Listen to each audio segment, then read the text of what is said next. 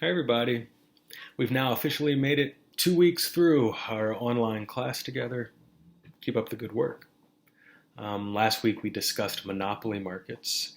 And remember, it's important to think about our model for the monopoly as really being on one end of the market structure spectrum or competition spectrum, where we have perfectly competitive markets on the opposing end.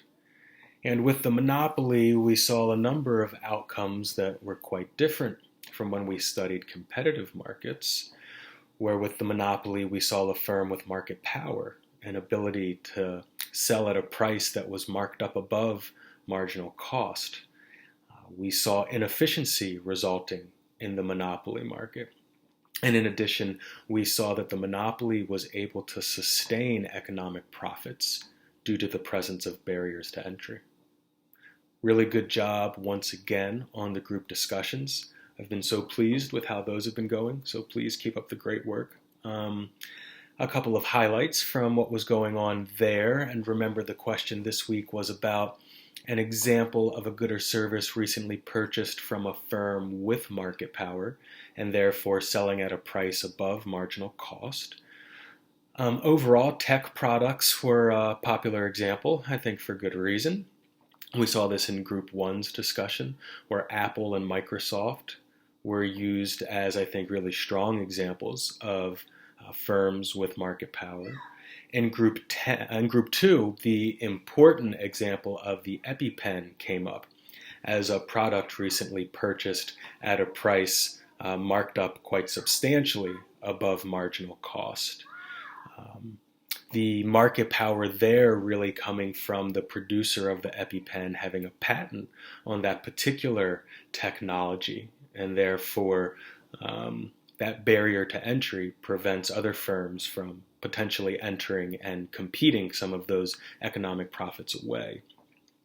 And I think this example is especially important in that this question about how we feel, perhaps morally, about a firm marking up above cost, marking their price up above cost, is that it kind of depends. Are we talking about a needed medicine, or are we talking about, a new pair of Nikes? That we don't necessarily always have to feel one way or the other about markup pricing. It certainly can depend on the particular context. In Group 3, I think the really strong example of utility companies came up, as well as chain restaurants. Keep chain restaurants or just restaurants in general in mind for the discussion we're going to be having this week about a different type of market structure known as monopolistic competition. In Group 4, tech companies and clothing retailers came up. An important point was made here about how the degree of market power is certainly going to vary, once again, depending on context. We'd expect a company like Microsoft to have more market power than, let's say, a company like Adidas. But that doesn't mean that we would expect Adidas to not have any market power. It depends on the context, it depends on the particular market, the particular good or service being produced and sold. Tech companies came up again in Group 5, and in Group 6, the important point, I think, was made about how we feel about this markup pricing certainly may depend. Are we talking about marking price substantially up above cost for a needed medicine, or are we talking about, once again, clothing or new pair of shoes? All right. This week we're going to be discussing, once again, as I previously mentioned, a new market structure known as monopolistic competition. I don't mean new in the sense of historically. I mean new for us.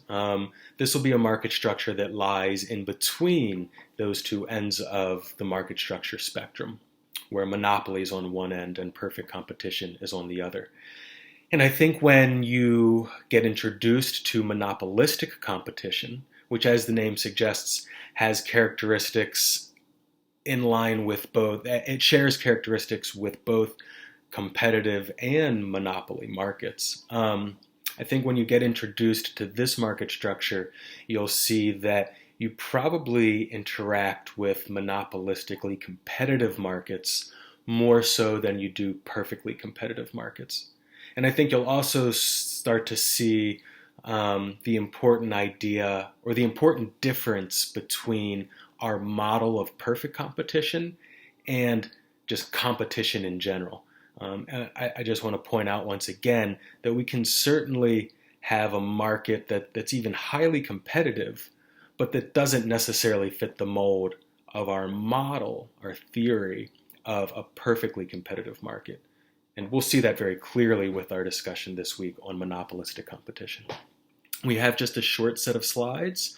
Part of the reason is because we have an exam. Exam 2 is this week. Please, please, please keep that on your radar. So I did want to introduce this concept, this topic of monopolistic competition, but I tried my best to keep it short, recognizing that we do have an exam this week. There is a short problem set due, but because of the exam, please note that it's due on Friday. There is going to be a group discussion question, but you're only going to be responsible for an initial post. You won't have to have any response posts given the exam. The exam will become available on Friday, but you will have any time from when it becomes available until midnight on Sunday to upload your exam. The exam is now open book, open note. The format will be very similar to our first exam that we took in class together earlier this spring. What else about the exam? So it will be timed. Once you open the exam, you'll have 3 hours to complete your exam and then upload your exam for me. So that should give you more than enough time, and factoring in that I assume you'll be taking more time than the hour and a half that we have, because you will have your notes in your books. But please do prepare and study for the exam. Feel comfortable with knowing where all of that material is located for you, so you can turn to it quickly when answering questions. So you'll have 3 hours from the time you open the exam, but again, you can do the exam anytime you want from probably midday Friday. It'll become available until it needs to be uploaded by Sunday at midnight. The format will be the same as the first exam. So again, I'm giving you double the time. I think that should be sufficient to factor in that it's open book, open note, and time to upload your answers.